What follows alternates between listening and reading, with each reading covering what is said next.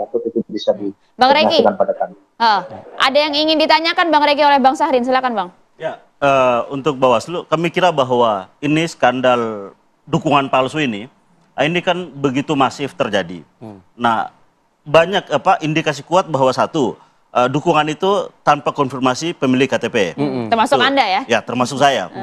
Beda ketika dulu kita waktu ada calon anggota DPD RI kan sama ada dukungan persorangan. Kita dikonfirmasi, didatangin oleh KPU, dan itu terjadi dialog, ada video call, ada penandatanganan. Ini sama sekali tidak Tadi ada. kalau nggak salah ada penjelasan memang dari sana, dari pihak ada video call juga begitu. Iya, Harusnya. dan itu kan tidak ada. Itu tidak terjadi pada persorangan yang saat ini. Artinya bahwa ada mobilisasi secara masif ini KTP warga, gitu. Itu yang pertama. Yang kedua, kami melihat bahwa kondisi ini terjadi dengan berbagai sampel yang begitu banyak, ini mengindikasi kuat yang lain juga seperti itu. Nah, oleh karena itu, Bawaslu ini mestinya tidak hanya pasif menerima pengaduan, tapi juga proaktif, justru harus melakukan, kami bisa menyebutnya itu sebagai sensus investigatif. Jadi artinya melakukan sensus ulang terhadap dukungan seluruh yang ada, karena indikasi kuat bahwa itu sama dengan yang ini. Nah, sehingga aspek hukumnya kan nanti bahwa ada dampak pembatalan misalnya kalau itu terbukti, ada dampak pidana misalnya, ketika misalnya itu juga mampu dibuktikan. Karena ranah Bawaslu bisa melakukan itu kan? Oh iya, Bawaslu kan punya kewenangan untuk membatalkan dukungan yang memang tidak sesuai dengan standar dan prosedur hukum. Itu yang mungkin Anda tunggu karena Anda dicatut kan gitu kan kurang lebih. Betul. Apakah kita mesti menunggu ratusan ribu warga geruduk Bawaslu dan KPU? Kan saya kira kewenangan itu kan sudah ada di Bawaslu. Itu yang harus dijalankan. Kita kan ingin bahwa hukum dan peraturan berjalan sesuai dengan institusi dan instansi masing-masing. Oke, Bang Reki nanti dijawab ya, Bang Doli juga ya, kita minta komentarnya usai jeda berikut, kami akan kembali. Baik, kembali lagi di Apa Kabar Indonesia Pagi. Saya ingin ke Bang Doli Kurnia terlebih dahulu. Bang Doli, menyikapi informasi ini nih Bang, langkah konkret dari Komisi 2, tadi kita dengarkan dalam sepekan ke depan kita akan memulai sidang dan langsung nih bergerak cepat gitu Bang Doli. Tapi lagi-lagi agak nggak masuk di akal, agak nggak make sense gitu. Apalagi Bawaslu juga ternyata bisa loh berperan untuk membatalkan. Iya, saya kira memang yang paling bertanggung jawab ya kalau misalnya menindaklanjuti laporan-laporan itu dan kemudian mengambil langkah-langkah atau tindakan adalah kawan-kawan penyelenggara yang ada di KPU atau Bawaslu dan Bawaslu ya di Jakarta. Tadi saya kira kan kita juga sudah dengar apa yang disampaikan oleh Saudara Reki, ya tentu apa yang mereka temukan termasuk laporan-laporan itu harus ditindaklanjuti. Jadi sebenarnya teman-teman di KPU maupun terutama di Bawaslu ya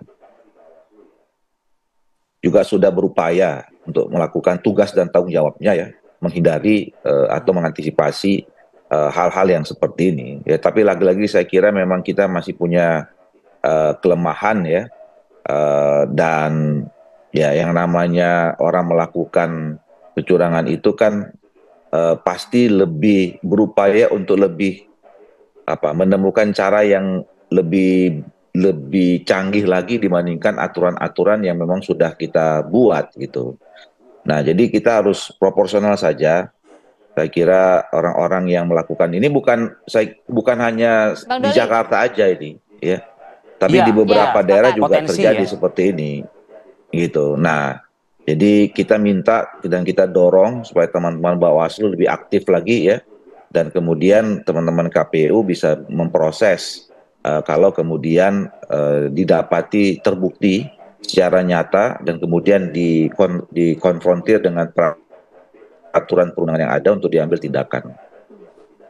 Ya, karena kan begini ya Bang Doli, ini buktinya cukup banyak. Bukan 1-2 orang. Sudah ratusan kemudian di Bawaslu juga sudah yang masuk ke Bawaslu saja sudah ratusan. Dan ini jelas-jelas pelanggaran bukan? Iya pelanggaran, bagi yang itu pelanggaran. Saya terhadap orang yang melakukan itu saya kira pelanggaran itu ya. Makanya nanti dilihat saja apa tindak lanjut dari kalau seseorang melakukan seperti itu ya. Peraturannya apa? Itu yang paling tahu teman-teman Bawaslu dan KPU. Nah nanti pada saat kami misalnya menggelar rapat dengar pendapat dengan KPU, tentu nanti kita akan mendengarkan ya apa hasil pencermatan kemudian tindakan yang dilakukan oleh KPU dan Bawaslu berkaitan dengan itu. Oke, saya ke Bang Reki. Bang Reki sudah memenuhi kemungkinan nggak ini untuk mencoret begitu ya? Karena memang dugaan kuatnya yang mengarah ke pelanggaran gitu, Bang Reki. Ya, sampai hari ini kami masih melakukan penelusuran terhadap data-data yang ada, apakah memang berkaitan dengan syarat formil dan material, kemudian dugaan pelanggaran administrasi, pidana, bahkan peraturan perundang-undangan lainnya, kami masih mohon waktu untuk menindaklanjuti hal-hal itu. Tapi yang menjadi fokus perhatian kami adalah dalam kesempatan yang singkat ini, begitu banyak data yang harus dikoreksi, itu yang harus cepat kami tindak lanjuti supaya apa? Kami cepat mengkoordinasikan itu kepada KPI agar tahapan pemenuhan syarat dukungan calon ini dapat bisa sama-sama bagi kami penyelenggara dan juga dibantu oleh partisipasi masyarakat untuk melihat hasilnya akan seperti apa terhadap jumlah dukungan itu. Gitu. Dan tentu terima kasih kepada Bang Doli yang sudah memberikan masukan tadi berkaitan dengan agar kami cepat menindaklanjuti dan mudah-mudahan dalam waktu dekat diskusi kami, kajian kami di internal Bawaslu Provinsi DKI Jakarta dan juga rapat-rapat koordinasi dengan KPU dapat memberikan yang terbaik. Ada target waktu tertentu nggak Bang Reki? Begitu. Untuk kemudian menyelesaikan ini, Bang? Karena kan pendaftaran juga sebentar lagi ya?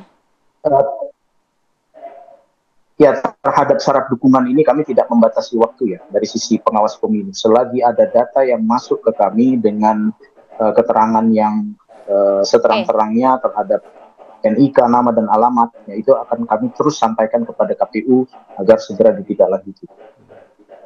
Begitu, ya, Mbak. Bang Reki, ini kayak panjang surat dari Bawaslu Jakarta ke KPU nanti. Karena banyak nih. Ya, Bang Sarin terakhir dari Anda mungkin apa yang disampaikan kepada Bawaslu mungkin. Jadi sekarang ada beberapa dari tim kami kemarin mengecek kembali. Itu ternyata sudah dibuat menjadi tidak mendukung. Nah, jadi sebenarnya artinya ini progres dong. Ya. Dan ini atau sebuah pelanggaran baru, lain. menghilangkan barang bukti mestinya, karena menghapus yang tadinya kemarin kita sudah screenshot mendukung, ini ternyata menjadi tidak mendukung. Dicek, tidak mendukung lagi. Nah, artinya bahwa ada penghilangan. Bukankah itu yang Anda harapkan tadi? Bukan, maksudnya ada semacam kayak video call, lalu pada saat video call itu tidak mendukung, ya kan tentu akan diupdate dengan tidak mendukung. Kan ketika dicek secara online, sebelumnya kan mendukung. Itu kita screenshot sebagai bagian dari barang bukti. Dan ketika hari berikutnya setelah rame ini semua, dicek lagi, dukungan itu kan sudah menjadi hilang lagi. Karena kan tidak ada konfirmasi langsung, Vi. Sudah menjadi hilang lagi. Artinya bahwa apa yang telah dilakukan sebelumnya ini kan dihilangkan. Nah, itu satu. Yang kedua, kami melihat bahwa baik itu penyelenggara pemilu, Bawaslu maupun KPU, mestinya tidak hanya sekedar menjalankan prosedur formal bahwa memenuhi aspek-aspek prosedural, tapi bahwa etika, integritas, nilai ini mestinya harus dibangun. Sehingga kita harapkan bahwa pemimpin yang terpilih nanti tidak hanya legitimate tapi dia melalui proses-proses yang etis, gitu. Proses-proses etik. Nah, ini kan bagian dari memilih pemimpin. Nah, untuk itu maka penyelenggara KPU maupun Bawaslu, ya harapan kita adalah bahwa menempatkan etik moral itu di atas segala-galanya. Bang Reki, komentar Anda singkat. Ya, kami sangat mengharapkan partisipasi masyarakat ya dalam waktu yang sedang berjalan ini supaya kami terbantukan, data-data itu bisa terbantukan mulai dari jajaran pengawas bahkan di kecamatan, kota dan provinsi agar setiap hari kami bisa berkoordinasi dan meneruskan nama-nama itu apakah kemudian akan terkoreksi atau tidak di KPU. Kami masih melakukan koordinasi dengan KPU, misalnya KPU sendiri kemarin sempat menyampaikan ada penggunaan sistem ini melalui info pemilu dan sistem informasi pencalonan. Dalam hasil penelusuran kami disampaikan ada data-data yang delay sebenarnya. Informasi yang disampaikan oleh Bang Sahrin tadi boleh jadi ada kekeliruan, boleh jadi juga dari info pemilu itu yang memang tidak terupdate terhadap silon.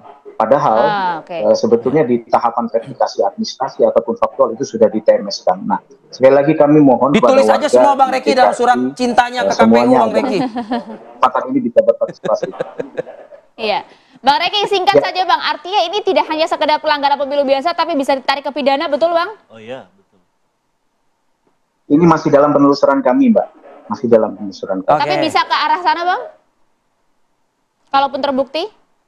Dugaan pelanggaran pemilu atau pilkada itu terbuka terhadap dugaan pelanggaran administrasi, dugaan pelanggaran pidana, dugaan pelanggaran peraturan perundang-undangan lain. Oke. Kira-kira begitu. Oke. Baik. Terima kasih banyak Bang Reki. Putrajaya, Bang Ahmad Doli Kurnia Tanjung, terima kasih Bang Doli. waktu Anda di akhir pekan ini. Sehat selalu untuk Anda berdua. Iya, terima kasih juga Bang Sarin atas waktunya. Bang Sarin, terima kasih. Terima kasih. Kami akan jeda terlebih dahulu, pemirsa, usai jeda kami masih akan kembali untuk Anda.